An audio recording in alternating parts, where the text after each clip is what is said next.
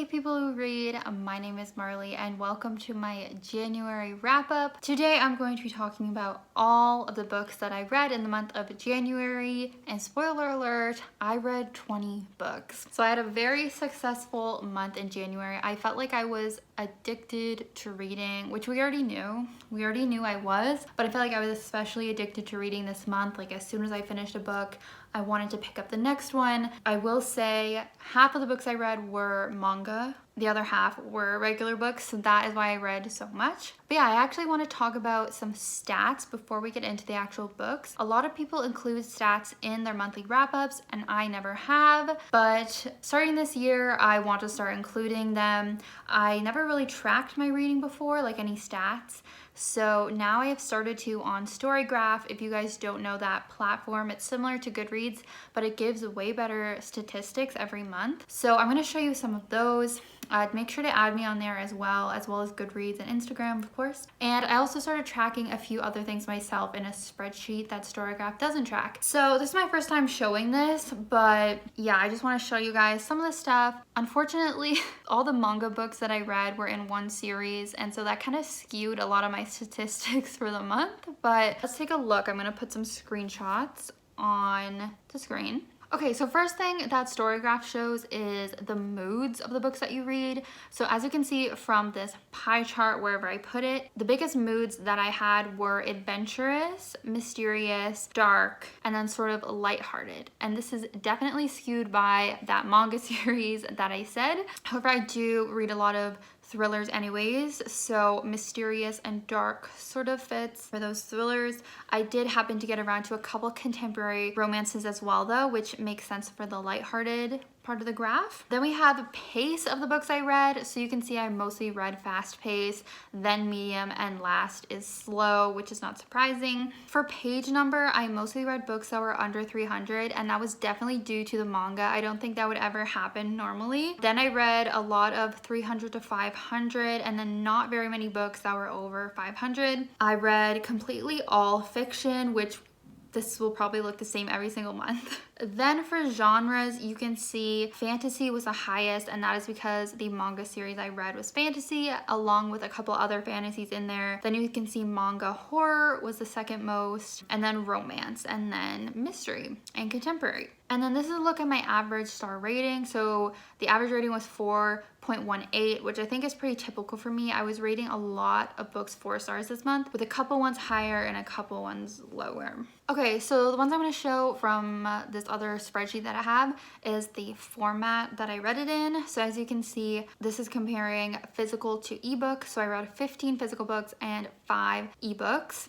Here is a graph for audience. You can see I mostly read YA, and again, that's because the manga I read, I put as YA. Then I read quite a few adult books, 5 adult, and 1 middle grade and 1 new adult. For author identity, I read 95% cisgender authors and then 1 transgender author. And then for author race, I mostly read Asian authors this year, and that is, again, mostly due to that manga, as you can imagine. But I actually had a couple other Asian authors I read this month. And then second would be white.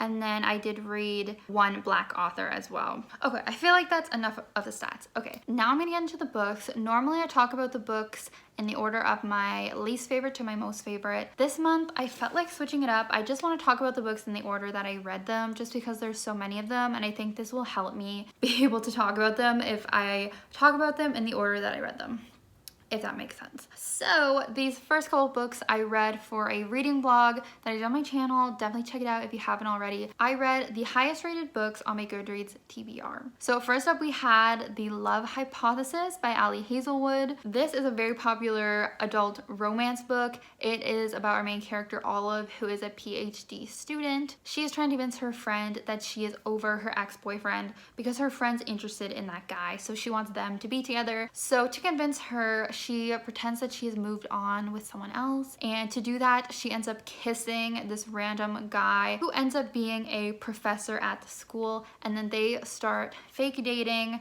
to keep up this lie that she's over this ex. And then the professor, Adam is his name, he has like a reason that he wants to fake date as well. The interesting thing about this professor is that he's very grumpy. He's known as like the mean professor that makes all his kids cry, all his students cry, sorry. It creates a really cute dynamic where she thinks he's gonna he's gonna be this really mean, intimidating guy, and he's actually really sweet to her. And so it has those great tropes of like fake dating or hating everyone but her.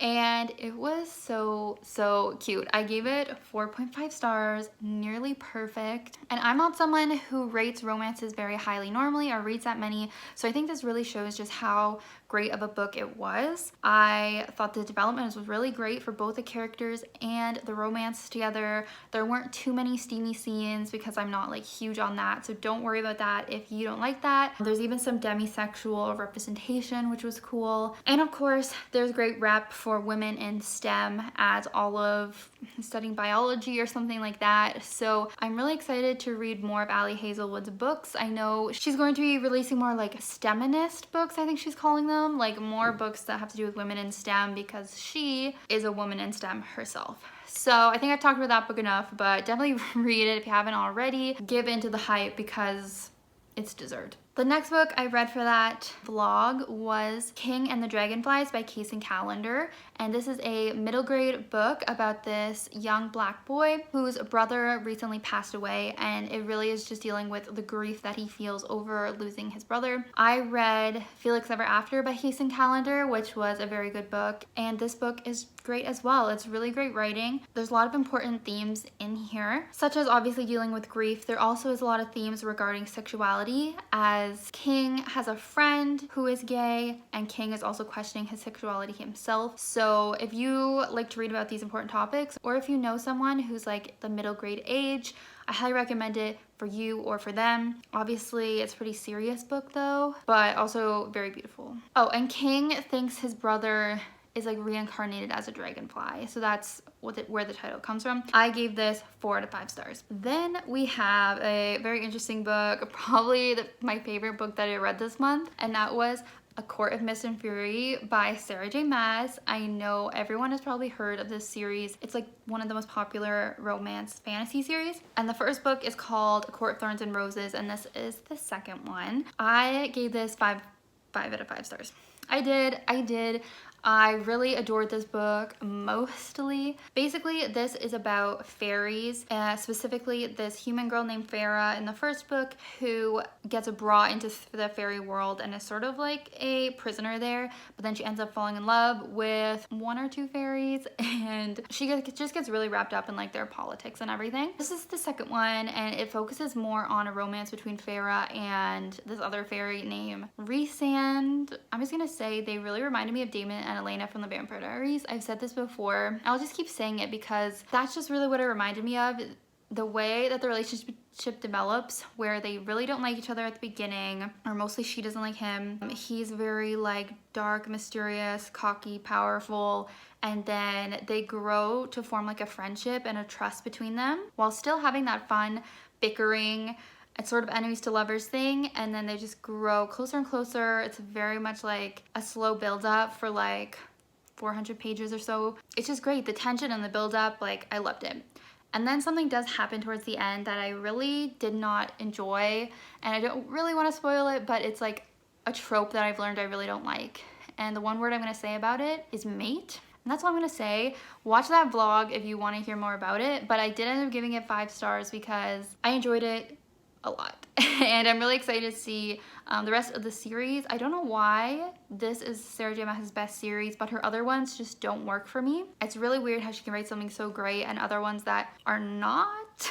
But yeah. Then I picked up a thriller, and that was The Last Time I Lied by Riley Sager. This was the only Riley Sager book that I had yet to read. So this is about this character named Emma who went to this camp when she was younger, and she was in a cabin with a group of girls who all ended up going missing. And now it's like years later, she is an adult, a successful artist, and she gets invited back to this camp to be a counselor for like the grand opening. And now she is kind of like finding new clues while she's there, trying to figure out what really happened to her friends all those years ago, because their bodies were never found. Like they were never found, they're only missing. So it's this mystery of like, was Emma involved? Is she an unreliable narrator? Was there someone at the camp back then that did something to these girls? It's just this great mystery. And I ended up rating it 4.5 out of 5 stars. As always, I just always love Riley Sager's writing. Even when the twists are like a little bit more predictable, I still just love the way he writes. It's so easy to read and it's so intriguing. There was also like a kind of big twist at the end. Well, maybe you could see it coming, but there's kind of like a last minute twist at the end, which I think is always fun. Even after like most of the action has fallen, there's just like that last chapter twist. That's great. So this one has a lot of campy fun vibes, a lot of action, and all the things that Riley normally has in his books. So definitely recommend this book and all the rest of his books. This one probably would be my second favorite Riley Sager book, by the way, after Home Before Dark. Next up, I read You'll Be the Death of Me by Kacen and Mcmanus. I actually did a whole spoiler-filled reading blog and review about this book, which you can go check out on my channel if you have read it already. But obviously, Kacen is the author of One of Us is Lying and a lot of other YA thriller books. I've been a big fan of hers, and so of course I was excited to read this one. This is kind of like, they pitch it as like a Ferris Bueller retelling, the same way they pitched One of Us is Lying as a Breakfast Club retelling with a thriller spin on it. So I think that's kind of fun if that's Karen's like MO, or like what she's known for is like taking these 80s classics and like turning them into YA thrillers. However, I don't know if this one really lived up to that as much as her previous books. It's about our three main characters who were all friends back in the day. We have one girl and two boys, and then they've kind of drifted apart during high school, but they sort of end up reconnecting and deciding to skip school together one day and end up witnessing a murder. And so then they get wrapped up in this. They kind of become suspects because they were there when the person was murdered, and they're kind of trying to figure out who actually murdered this person. There's a lot of connections to them or people that they know. Just a, you know, a big mystery. And I actually ended up giving it 4 stars, but upon further reflection, I do feel like I gave that too high of a rating, and maybe it would be like a 3 or a 3.5. I just am a very easy rater, and that's something I really need to work on, especially reflecting this month on like how high I rated some things. But I like, if I had fun reading a book, if it was really easy to read, then I normally just give it pretty high. I don't know. So if you like YA thrillers generally, I would probably recommend this, but I keep saying like it's not super unique. Like where it goes and the twist that it has are not really unique, even if I was sort of surprised with who the killer was. And it's one of those books again that has like a last minute cliffhanger ending kind of out of nowhere. And it almost left me wondering if she was gonna make this into a series, and I really hope she doesn't. But I am feeling a little bit like her books are getting to be a little bit immature, and like maybe there are better YA thrillers out there. But at this point, she is an auto-buy author for me, so I'll probably just keep buying her books. Then I read a little YA contemporary book. I decided to read this one kind of randomly, but it is because it was my choice for the challenge, for the Buzzwordathon challenge put on by Books and Lala, which I know a lot of people are doing. If you don't know, the theme for this month was to read a book that had one of the 5 W's in the title, and I went with When Dimple Met Rishi. But this is the first book in a little set of companion romance novels by Sandhya Menon, and I give it 3.5 stars. So pretty middle of the road. I feel like it's hard for me to give a YA contemporary too high of a rating at this point. But it was pretty fun, it was pretty cute. Definitely. If you don't know, it is about this girl named Dimple who has just graduated high school, so I think she's like 17, 18, and she is really interested in like coding, I think it is. So she goes to the summer program. She convinces her parents to let her go to this sort of summer program that's at a college, and we're seeing from her point of view, and we're also seeing from Rishi's point of view, where he goes to the same camp, but it is because his parents and Dimple's parents are trying to set them up for like an arranged marriage, because they are Indian. I didn't mention that. They're Indian American, so their parents do believe in arranged marriages. So he shows up thinking Dimple also knows that they're getting set up, but she doesn't. It was a little trick by the parents. That's why they let her go, is they were hoping that she would meet Rishi and they would get together. Dimple is not that kind of girl though. She's not into those traditions, and she's not interested in dating Rishi or getting arranged married to him, but she ends up putting up with him, and they sort of end up being put together for this project during the summer. Look at me, I'm talking so in detail about these descriptions, I'm sorry. But they end up, I guess it's a forced proximity kind of thing, enemies to lovers because she doesn't really like him at first, kind of some fun tropes like that. And then of course,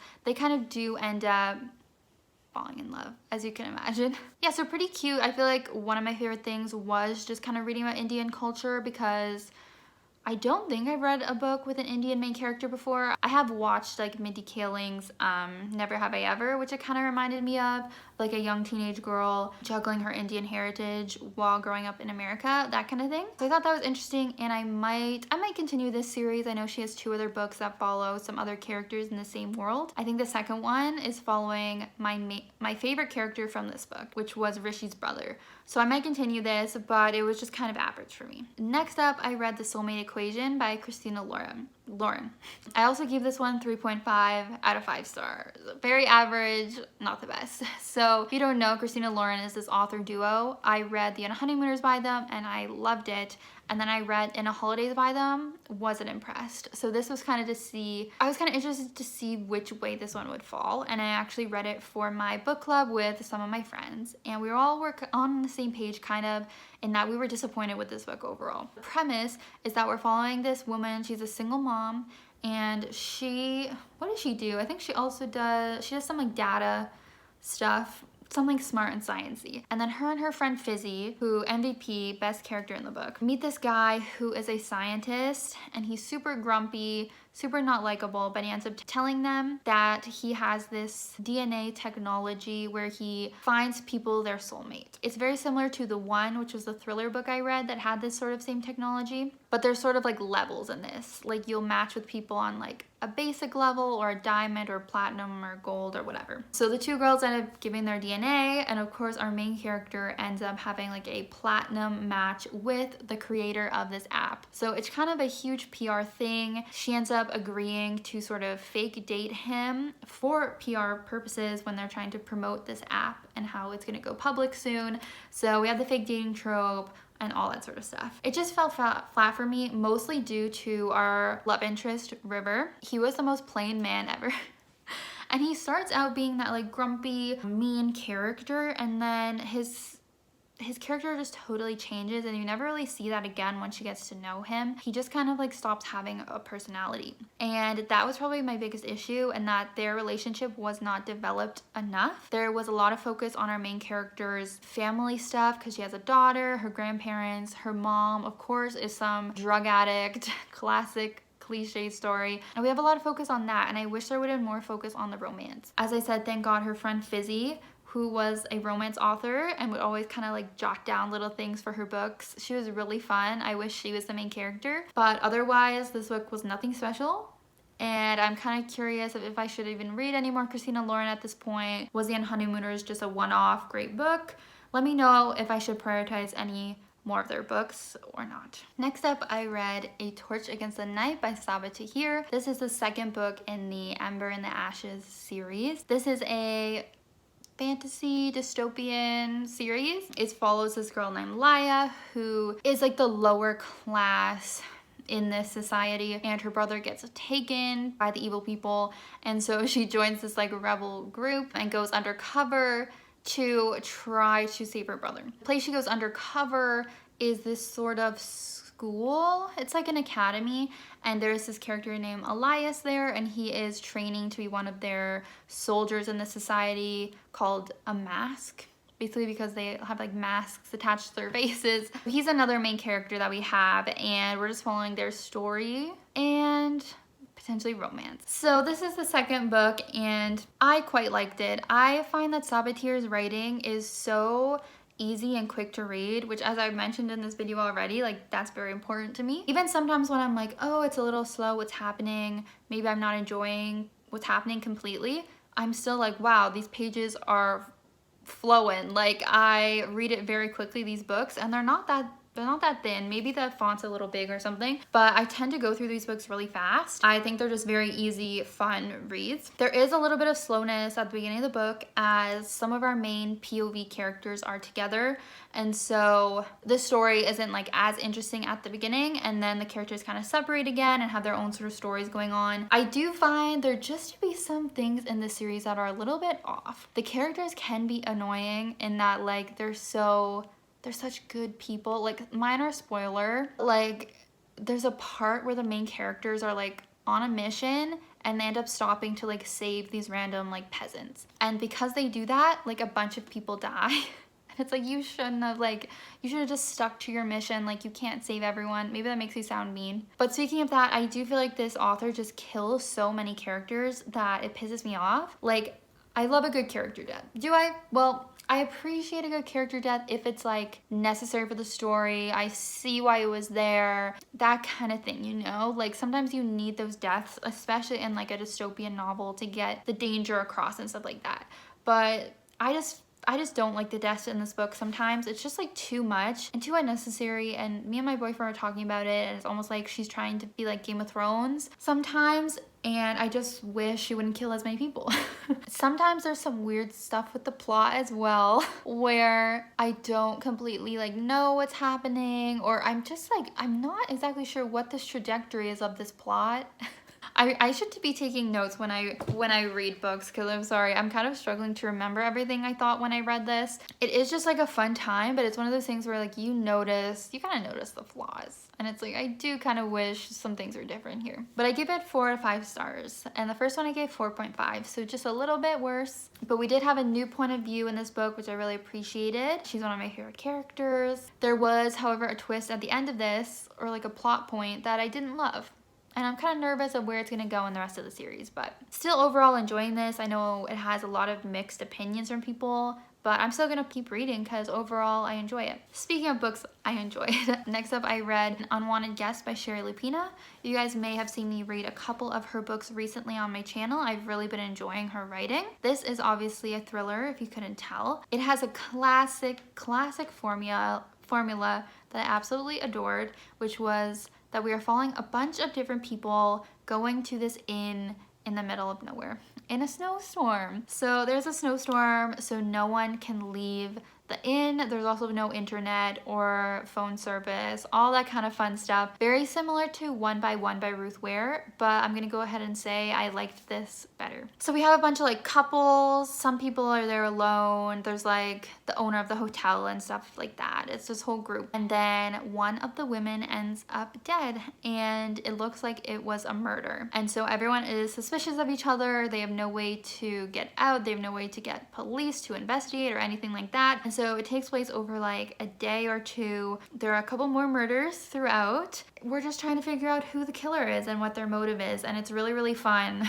I say this so much, but like I love a formula like this. Shari Lapena does this a lot, where there's just a bunch of characters and you're trying to figure out who the killer is, and I love it. Closed door mystery, it's also called. So I really recommend this book, especially while it's still winter. I would get to it, and especially if you liked One by One by Ruth Ware. I gave it 4.5 out of 5 stars. I did guess who the killer was, but I still had a really great time with all my different theories. I did have one theory though that I really wish it would have been, but it's fine, it's fine. Next up we have the manga series that I keep mentioning, and that is The Promised Neverland by Kaiu Shirai. Not sure how to say it, but overall I gave this series probably like 4.5 stars. I did give volume 17 only 3 out of 5 stars, and I did give volume 14, 19, and 20 5 stars. And I read volume 11 to 20, so I read 10 volumes of it. If you guys haven't heard me talk about this series before, I'll be surprised because I've been reading it for a few months now, but it is about this orphanage full of children that are all like 12 or younger, 13 or younger, and they think it's this great orphanage. Kids get adopted sometimes, whatever. Our main characters, Emma, Norman, and Ray, who are some of the older children at this orphanage, end up finding out that there is actually some really dark, mysterious stuff going on at the orphanage. They are actually in danger for their lives, and they decide they need to escape this orphanage and save all of their siblings. And it's them trying to escape. And all these volumes I read this month, it's way escalated. It's way more escalated from that, which I obviously cannot explain. But it is like, to give you a hint, like it is fantastical. It is like horror, as I classified it as dystopian. Like it has all those vibes if you are into that. I loved the scheming and like the twists that go on. There is also a lot of action. That's actually why I gave the 3 out of 5 to one of the volumes, because it was just like too much action, and I can't reveal like what was on the page because it's a spoiler, but like it wasn't the kids.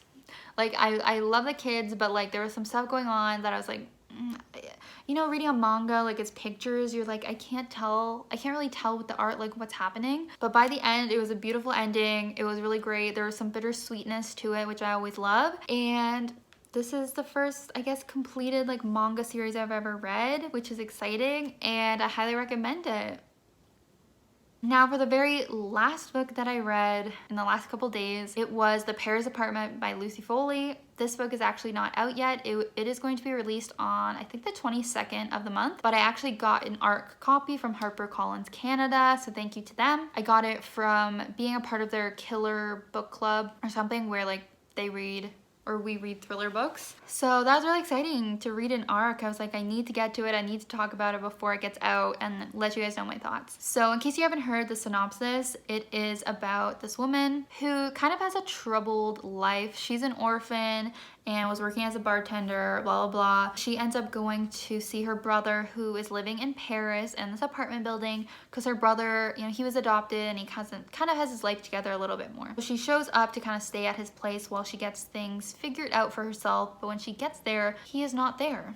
He has disappeared. No one's heard from him. His phone is there, his keys are there. So it seems, you know, like he's disappeared mysteriously. And so it is about her kind of investigating and trying to figure out where her brother is, speaking with different people who live in the apartment building who all are acting pretty sus. As with Lucy Foley's other books, I have read The Guest List and The Hunting Party and enjoyed both of them. But similar to them, we are seeing point of views of some other characters who live in the Paris apartment. And we are getting a little bit of flashbacks throughout, not too much, but there is some flashbackage to kind of like give some context to what's going on, what's really going on in this apartment building and what did this girl's brother get mixed up in. I will say it was sometimes a little bit hard to know when the flashbacks are going on and when it was current day. That's something that would confuse me a little bit, but overall I thought it was really easy to read. It's not as like thrillery as more mystery, I would say. I did like that the formula for this was a little bit different than her previous two books that I read. It wasn't as much of like an isolated setting, even though it did mostly take place at the apartment building. I don't know, I just feel like it did differ from that formula a little bit, which I appreciated. The mystery was pretty good. I gave it 4 stars, 4 out of 5, but you guys know how generous I am as a rater, so like take that with a grain of salt. But I did enjoy it. I don't feel like we had any like big reveal moments. I feel like it was more like a slow reveal throughout of everything, but it did deal with like some interesting topics, kind of like a interesting conspiracy that was going on. I don't know if that was a good enough review, but basically this was a pretty like solid mystery, but like didn't blow me away. Lucy Foley's books are not blowing me away, but they're just like a solid read. Okay, I feel like I've talked for a while now, so I'm gonna stop. These are the 20 books that I read in January. Let me know your thoughts on any of them, and as I said, make sure to follow me on Goodreads, Storygraph, and Instagram, and subscribe for more videos. Thanks so much for watching. Bye guys.